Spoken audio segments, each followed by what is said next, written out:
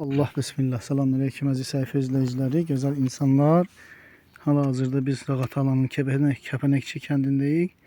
Burada zəhmətkeş Salah kişinin xidmət etdiyi ağacları çekip size göstermek istedim. Bak, bu il ekilmiş ağaçlardır.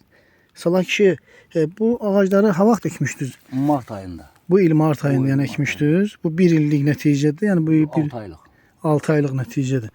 6 aylıq nəticə biz ölçdük, indi bir hal-hazırda 7 metr gəldi. Yuxarı. 7'den yuxarı. Maşallah. Bak, bir illik nəticə bu il ekilən ağaclardır. Yəni bax, belə bir nəticə verib, belə bir boylanma verib. Zəhmətkeş Salah kişinin sayəsində. Allah bütün zəhmətkeşlərə xeyirli, bərəkətli, uğurlu, faydalı eyləsin. Bax, artıq bizdən bu ağacdan inşallah Salah kişi bu il için böyük ərazidə, Allah qoysa böyük ərazidə alıb əkəcəklər. Çünkü bu ağaçlar super hibrit çeşitlerdir.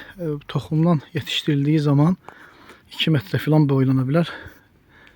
Ona göre de bu ağaçlar super hibrit ağaçlar olduğu için bunlardan ekmeği lazımdır texniki sahilerde.